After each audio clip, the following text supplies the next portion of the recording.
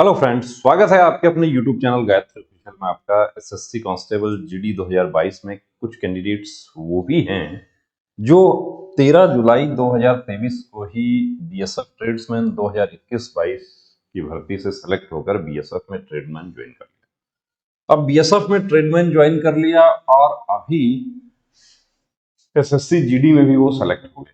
कुछ ऐसे भी थे इसमें जिन्होंने एक्सटेंशन ले लिया किसी वजह से, या ज्वाइन करने गए नहीं तो कोई बात नहीं, आपके पास दूसरा ज्वाइनिंग लेटर भी आया, उसमें भी आप नहीं गए, कोई नहीं, अब आप एसएससी में सेलेक्ट हो गए हैं।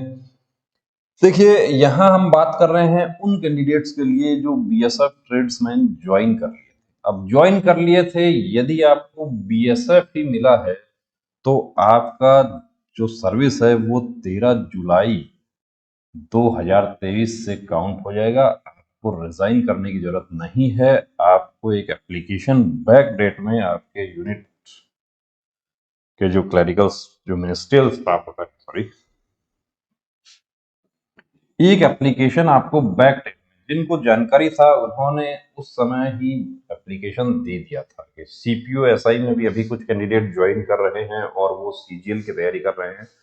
सीजीएल का उन्होंने अप्लाई किया हुआ है या कोई दूसरा भर्ती, कि यहां हम बात करेंगे रेजिग्नेशन और टेक्निकल रेजिग्नेशन। कुछ कैंडिडेट्स जिनको जानकारी नहीं है वो क्या करते हैं, यहां पर बीएसएफ ट्रेडमैन में ज्वाइन कर लिया।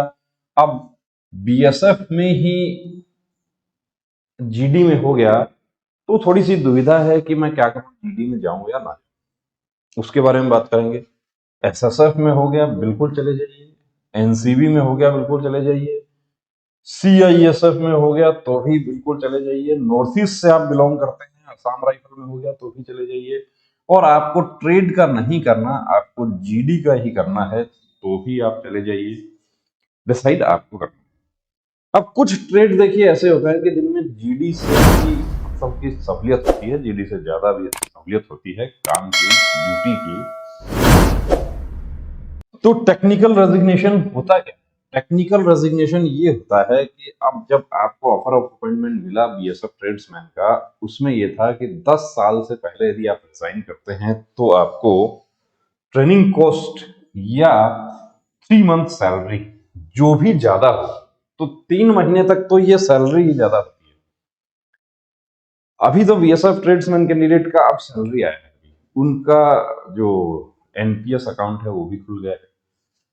यदि आप टेक्निकल रेजिग्नेशन से आप जाते हैं तो आपका एनपीएस वही काम आ जाता है। अब टेक्निकल रेजिग्नेशन सेम पे स्केल जो होता है उसमें टेक्निकल रेजिग्नेशन नहीं माना जाता, सेम पे स्केल। टेक्निकल रेजिग्नेशन के लिए जो शर्तें हैं वो ये है कि आपको आवेदन करते समय एनओसी आपको अपने डिपार्टमेंट से लेना होता है, लेकिन वो आवेदन जो आपने उस संबंधित डिपार्टमेंट को ज्वाइन करने से पहले कर चुके हैं, उनके बारे में आपको ज्वाइनिंग के समय एक एप्लीकेशन देकर उन आवेदन की जानकारी देनी होती है कि मैं अभी ज्वाइन कर रहा हूँ, ये सब ज्वाइन कर रहा हूँ मैं, या जो भी फोर्स अभी एसएससी जीडी वाले भी काफी कैंडिडेट जो ज्वाइन करेंगे, कि आप कोई दूसरा एग्जाम आपका चल रहा है, सीपीओ एसआई का भी आप दे रहे हैं, या आधा उसका प्रोसेस पूरा हो चुका है, तो यहां पर सेम पे स्केल। अब लेकिन होता क्या है कि बीएसएफ में कैंडिडेट अभी ये नहीं बताया उसने कि मैं सेलेक्ट हो गया हूं जीडी में, और एक एप्लीकेशन लिख दिया कि मैं स्वेच्छा से छोड़कर जाना चाहता हूं। तो स्वेच्छा से छोड़कर जाना चाहता हूं क्योंकि सैलरी जो है वो पहले महीने की बन गई है, तो ये क्लॉज लगा दिया। ये लगा दिया तो 3 महीने का लगभग 1.25 लाख रुपया जो है वो पे करने के बाद आ जाती है। आप छुपाइए मत उसको, आप बिल्कुल ये बताइए यहाँ पे कि मैं एसएसएफ में सेलेक्ट हो गया हूं, मैं एनसीबी में सेलेक्ट हो गया हूं, मैं सीआरपी में सेलेक्ट हो गया हूं, मैं जीडी में सेलेक्ट हो गया हूं, मैं ट्रेड में नहीं रुकना चाहता। और अधिकारी जो है वो ये वहां पर आपकी मदद कर सकते हैं इसलिए कह रहे हैं कि वो बैक डेट में एप्लीकेशन उनको लिखवानी होती है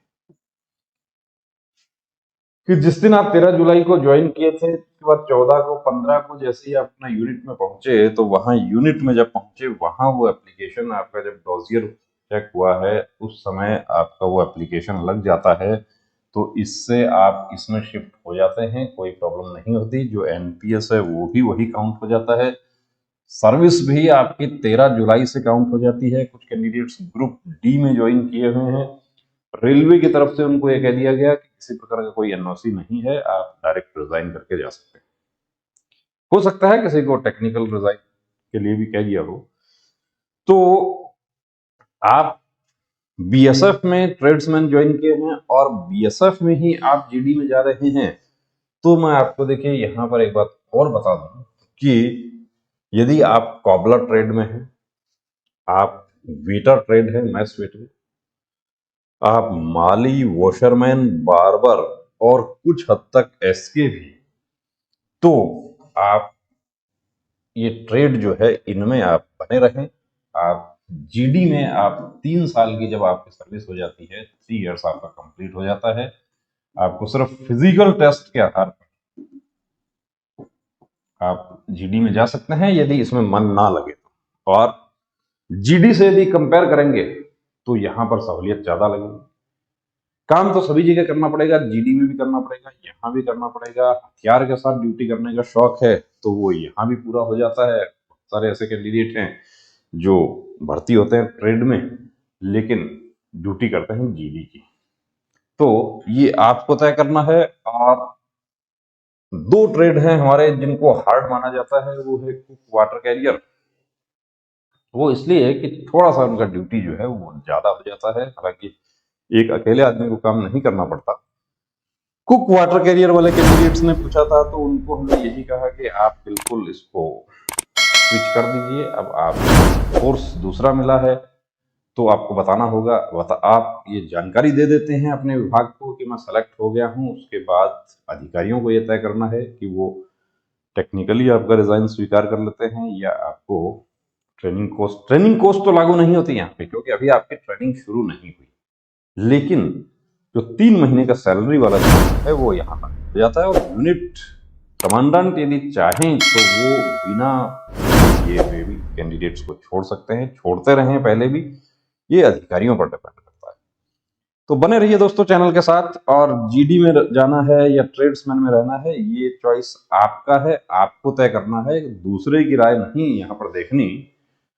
ये तो वीडियो के लिए आप लोगों ने कहा तो हमने बना दिया, बाकी आपको खुद को देखना है कि मुझे, क्योंकि आप वहां रह रहे हैं इतने दिन से, लगभग 1.5 महीना आपको हो गया है, तो आपने देखा है वहां पे कि वहां जीडी वालों को भी देखा है आपने, ट्रेड वालों को भी देखा है, तो कंपेयर आप कर सकते हैं। जय हिंद।